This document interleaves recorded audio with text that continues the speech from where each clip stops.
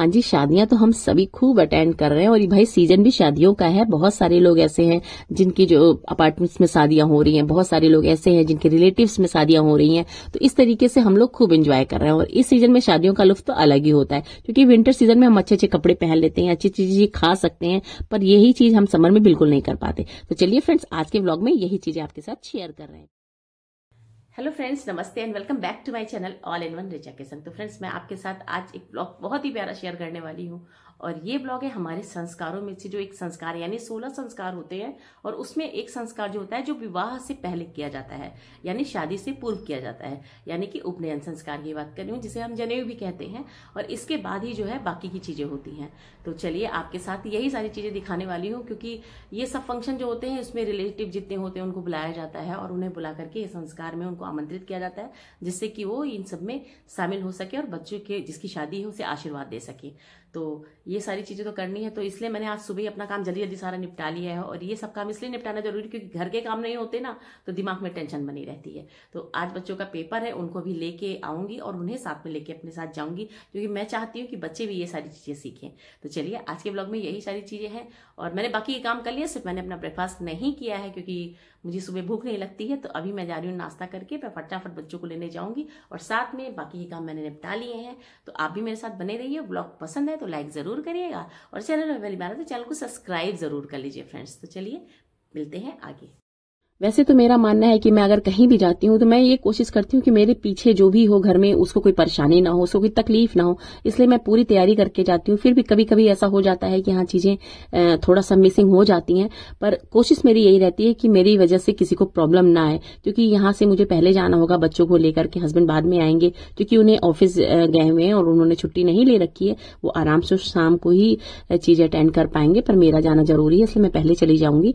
तो मैंने क्या किया, अपना बाकी का काम निपटाया और अपने लिए फटाफट ब्रेकफास्ट बनाया, क्योंकि ब्रेकफास्ट में मैं आज चीला बनाई थी मॉर्निंग में, क्योंकि बहुत ही आसानी से बन जाता है और सच में कोई भी झंझट नहीं होती। और इसकी रेसिपी तो आपको सभी को पता है कितनी आसानी से बन जाता है। तो इसे मैंने बनाया और मैंने इसे चटनी के साथ खाया, क्योंकि मुझे बहुत पसंद है ये। और चीला बनाना होता है बहुत आसान और बहुत ज्यादा बर्तन की रिक्वायरमेंट नहीं होती, तो मतलब बर्तन धोने से भी मैं बच गई। और ये सब करने के बाद मैं आ गई हल्दी फंक्शन में, जहां पे हल्दी लगना शुरू हो गया था मॉर्निंग में। जैसे एक बार हल्दी लगती है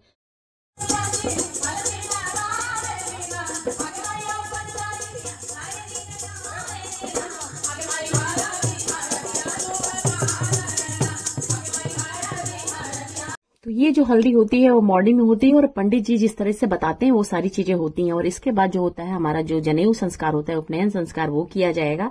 उसमें भी बाकी की तैयारियां जो है पंडित जी पहले से बता के रखते हैं, जिससे कि बाद में परिवार के लोगों को परेशानी ना हो। और मांगे तो पानी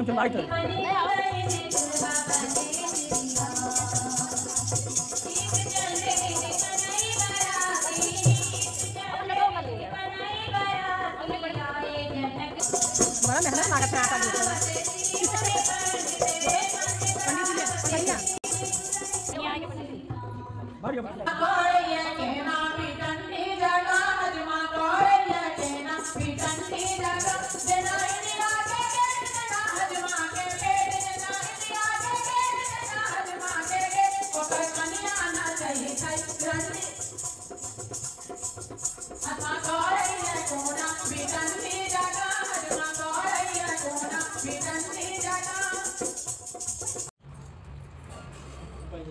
बात हो गई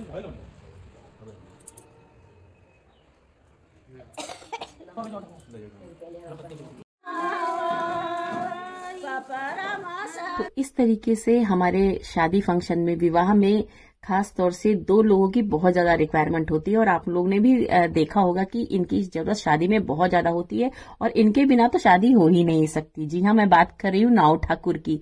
इनके बिना शादी होती नहीं। और नाव ही होते हैं जो दूल्हे को या वर को तैयार करते हैं। और नाउन जो होती है वो बालिका पक्ष की ओर से होती है। अगर वो लड़की की शादी होती है तो वो सारी चीजें करती हैं। तो इसलिए इनका जो इस समय कार्य होता है बहुत ही महत्वपूर्ण होता है। तो इसलिए इनको भूल करके भी गलती मत करिएगा, इन्हें छोटा दिखाने की कभी कोशिश मत करिएगा, क्योंकि ये सारे लोग इतने महत्वपूर्ण होते हैं हमारे, मतलब हमारे सामाजिक अंग में से एक अंग ये भी है।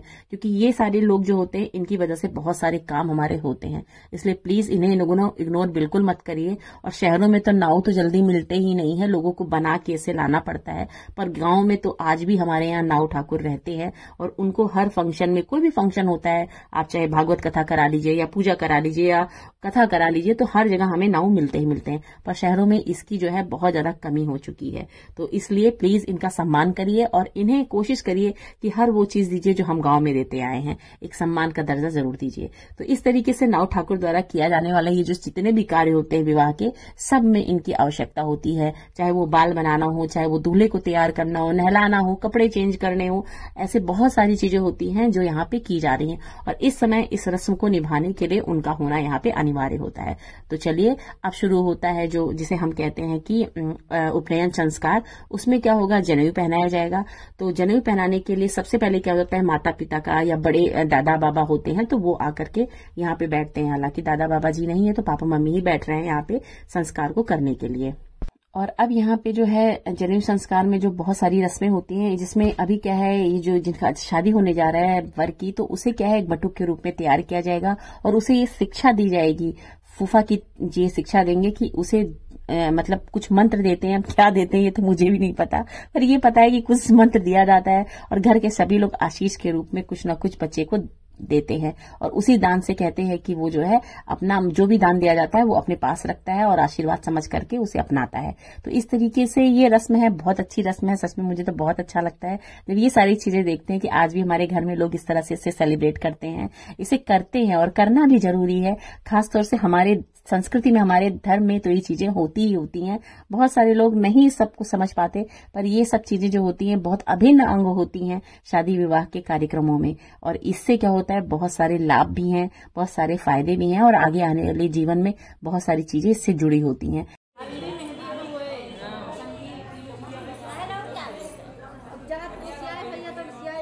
तो ये था जनेऊ का कार्यक्रम जो कि आपको मैंने दिखाया किस तरीके से हुआ, संपन्न हुआ। और इसके बाद आती है हल्दी की बारी, क्योंकि शाम का समय हो गया है और हल्दी फंक्शन और मेहंदी एक साथ ही होनी है। तो सबसे पहले हल्दी हो जाएगी। तो हल्दी के लिए जो बच्चे के फ्रेंड हैं सब लोग आ चुके हैं और इन्होंने क्या किया, सब लोग मतलब मेन हल्दी तो मॉर्निंग में होती है, ये तो एक ऐसे ही कर दिया जाता है कि हाँ बच्चे सब लोग मिल करके एंजॉय कर सके।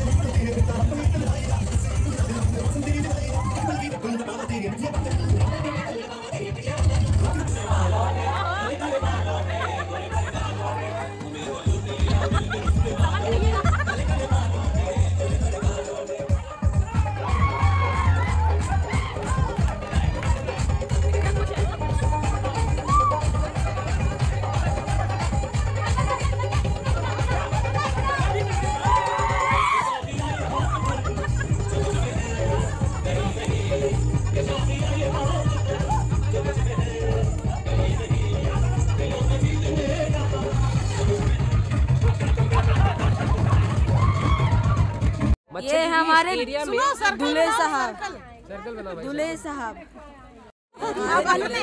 अब चिंता न, this is the power of गाँव। ये दूल्हे राजा और ये सब लोग गाँव में हैं। तो थोड़ा रेस्ट लेने के लिए हम लोग यहाँ पे आ गए हैं और डिनर टाइम भी हो रहा था, तो डिनर भी रेडी हो गया था। इसके बाद यहाँ पे बैठ करके जितने भी लोग थे, काफी लोग ऐसे थे जो कई सालों के बाद मिल रहे थे, क्योंकि गांव से लोग जब आते हैं तो बहुत कम ही हो पाता है कि हाँ मिलना हो पाता है, बहुत लिमिटेड टाइम के लिए होता है। तो यहाँ पे सभी एक दूसरे से बातचीत कर रहे थे, बहुत सारे। Hello guys, meet my new friend. Hello, say hi. तो यहाँ पे मेरे 2 फ्रेंड भी बहुत अच्छे बन गए और सच में इनसे मिलके बहुत अच्छा लग रहा था। ऐसा लग था कई सालों से हम इनको जानते, क्योंकि ऐसा लग ही नहीं रहा था कि अननोन पर्सन कोई है और ये हमारे साइड के ही लोग हैं, पर इनसे मिलके बहुत अच्छा फील हो रहा था। ऐसा लग रहा था कि हाँ। और सच में खाने की बात करें तो खाना बहुत टेस्टी बना था, बहुत ही टेस्टी था। हो सकता है हमें भूख लगी हो इसलिए बहुत अच्छा लग रहा था।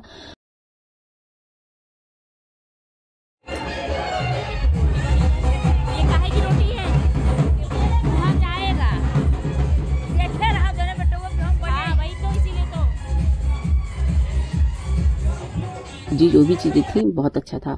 और फिर इसके बाद कुछ रस्म और होती है जिसमें लावा भूजना होता है और ये रोटा बनाया जाता है। अब ये सिस्टम तो मैं मतलब पहली बार देख रही हूँ। बहुत सारी चीजें हैं जो मैं नहीं भी जानती हूँ, पर धीरे धीरे मुझे लगता है ये सारी चीजें मुझे सीखना चाहिए। तो यहाँ पे मैं देख रही थी कि किस तरीके से चीजें बनती है। मैंने आज तक लावा भूजते तो लोगों को देखा है, पर ये रोटरा बनाते हुए मैंने नहीं देखा। पर हमारी साइड में ये सारी चीजें होती हैं और आगे आने वाले समय में मुझे इन सब चीज की जरूरत पड़ेगी, इसलिए मैं इसको देखना मतलब कोशिश करती हूँ कि मैं सब जानूं, समझूं, इन्हें सारी चीजों को समझने की कोशिश करती हूँ। इसलिए मैं स्पेशली इन सब चीजों को देखना पसंद करती हूँ। तो बहुत सारे लोग ऐसे होते हैं शादियों में कंफ्यूज होते हैं। उसका कारण यही होता है कि हमें इसके बारे में मतलब जानकारी नहीं होती, हम लोग बिल्कुल अननोन होते हैं। इसलिए जरूरी होता है कि कोई भी फंक्शन पड़ रहा हो या कोई भी चीजें ऐसी होती हैं जो मेरी जानकारी में मेरे लिए लाभप्रद होती हैं, तो मैं कोशिश करती हूँ कि मैं वहां जाऊं और चीजों को कैप्चर करूं, उनको समझूं कि आगे आने वाले में मुझे किसी तरह की कोई परेशानी ना हो। और मुझसे मुझे कोई भी ऐसा नहीं, मुझे कोई शर्म की बात नहीं है, कोई भी चीज पूछने से कुछ होता नहीं है। बहुत सारे लोगों को शायद ये फील होता हो कि अरे मैं बाद में सब मैनेज कर लूंगी, पर ऐसा नहीं होता। जब तक आप चीजों को देखते नहीं है, समझते नहीं है, अपनों से मिलते नहीं है, तब तक आपको इसकी जानकारी नहीं हो पाती। और यहाँ पे मैं सबसे पूछती जा रही थी और जैसे मैं पूछ रही थी वो सब लोग उसी तरीके से इसको प्यार से बता रहे थे। इसीलिए यूं ही नहीं कहा जाता कि शादी विवाह में जो रस्में होती हैं वो क्यों इतनी जरूरी होती है, क्योंकि वो कहीं ना कहीं हमारे रिश्तों से, हमारे नातों से जुड़ी होती हैं और इसीलिए ये सबको बांध के रखते हैं। तो ये रस्में इसीलिए होती है, मुझे ऐसा लगता है। आपको क्या लगता है कमेंट में जरूर बताइएगा। और ये फंक्शन था हल्दी, मेहंदी और जनेऊ का, जो कि हो चुका है और कल है शादी, जिसकी वीडियो मैं आपके साथ शेयर करूंगी। अगर वीडियो पसंद आया हो फ्रेंड्स तो लाइक जरूर करिएगा और प्लीज अपने संस्कारों से जरूर जुड़े रहिए, क्योंकि यही हमारी पहचान है और यही हमारी धरोहर है। अगर हम इन्हें नहीं समेट के रखेंगे तो कौन रखेगा। तो चलिए जल्दी ही मिलते हैं नेक्स्ट व्लॉग में और खूब एंजॉय करने वाले हैं शादी में, क्योंकि मैं पूरा मूड बना चुकी हूँ और मेरी तैयारी तो आपको पता ही है। तो चलिए जल्दी ही मिलेंगे नेक्स्ट व्लॉग में। आपको कैसा लगा जरूर बताना फ्रेंड्स। देखिए बच्चे कितनी मस्ती कर रहे हैं, लग रहा है स्टेज आज टूट ही जाएगा। अब बारी मेरी है। Bye bye and